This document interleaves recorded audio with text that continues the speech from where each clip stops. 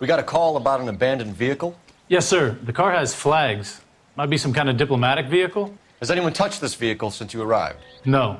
And that Jacobs bird over there was on station before I got here. We'll talk with him in a moment. Give us some time to look the place over. Sure, take your time. Gaming isn't particularly well known for its variety from the outside. Many people, especially those who don't really partake in the pastime, generally think of shooters, racing games, or gory fighters when they think of video games. And while those more prolific genres certainly do make up quite a bulk of the medium, there are still plenty of other genres and subgenres that fill out many of gaming's lesser-known sectors. Of those, detective games are particularly meaningful to those who enjoy them, and they come in many forms. Some of them could be called adventure games, or some could be referred to as mystery games. Some detective games are also technically part of, say, action games, but just star a detective, like the Batman Arkham series. Regardless of what category any one detective game ultimately falls into, they all tend to entail a mystery that needs to be unraveled one way or another. Whether that core gameplay involves you putting the pieces together yourself, or just beating people's heads in until those pieces are revealed,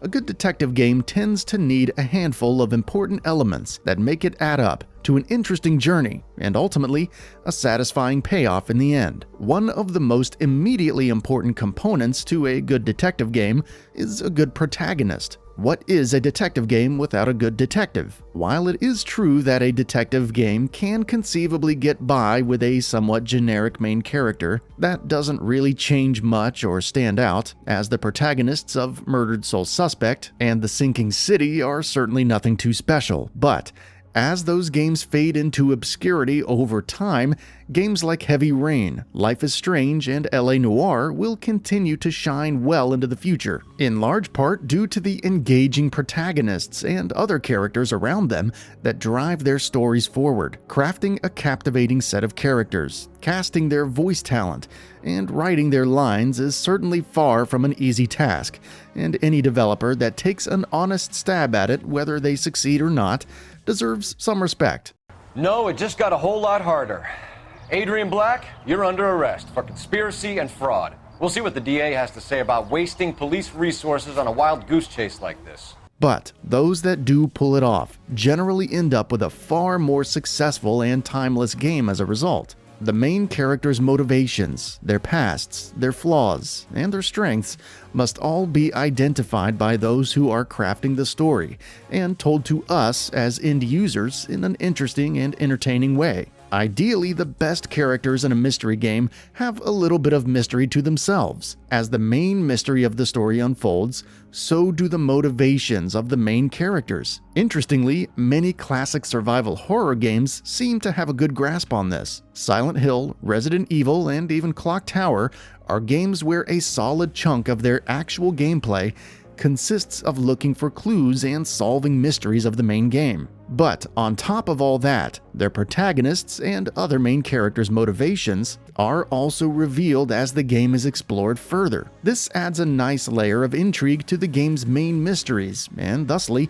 keeps those who enjoy a good riddle that much more hooked. All good detective games also have a clear format in which they are played. Heavy Rain, LA Noire, The Wolf Among Us, and just about every other decent example of the genre all have their rules plainly displayed early on. Are they games where weapons are used or not? Are they games that move slowly or fast?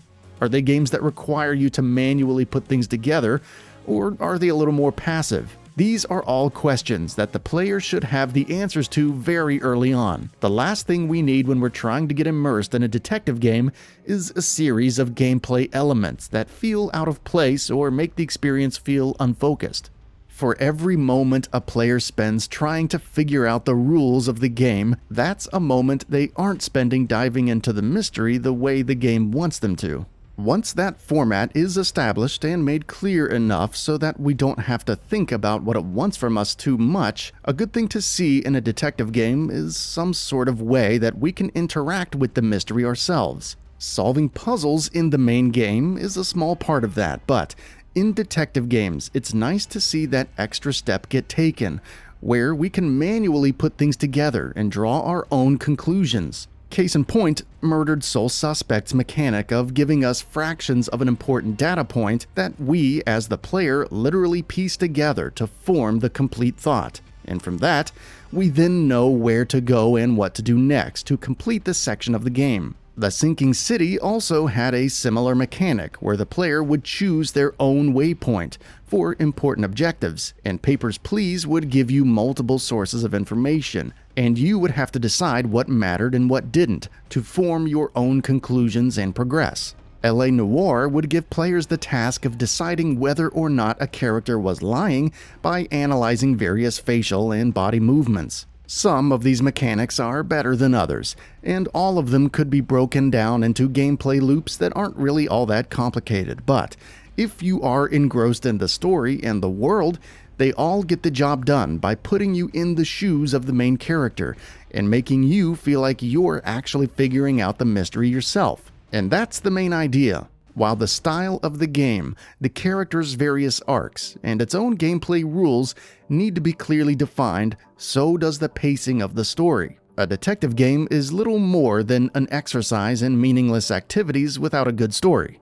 This is something that also should fall into place if you have a good cast of characters and a well-defined set of gameplay mechanics. But not all detective games do end up with the complete package. Many detective games do have a good story overall, but still suffer from pacing issues.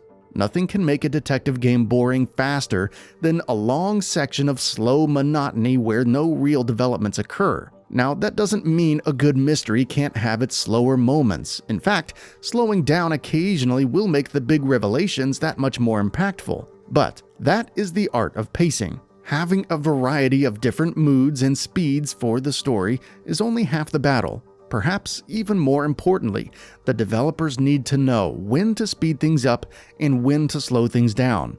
It doesn't matter how outstandingly entertaining the last third of a detective game is if nobody can stand to get through the middle of it. This is often where detective games can slip up, and that's not to say it's easy to avoid, as it is hard to judge where any given player will end up spending more time in a section than the developer might have intended. But again, that's the art of pacing in a video game. Good pacing is not an exact science, and it relies on a lot of things to go right. But it needs to be there. Unlike a lot of other types of games, a good detective game doesn't necessarily need to have the flashiest graphics, run at a super high frame rate, or even have particularly good production values overall. Interesting characters, good writing, a good sense of pacing, clear gameplay rules, and a style of its own are not necessarily all needed for a game to be a serviceable detective game either, but for a good one, they certainly are. That's it for this video. If you enjoyed and would like to see more, feel free to hit that subscribe button and hit the notification bell to ensure you'll be notified when new videos go up.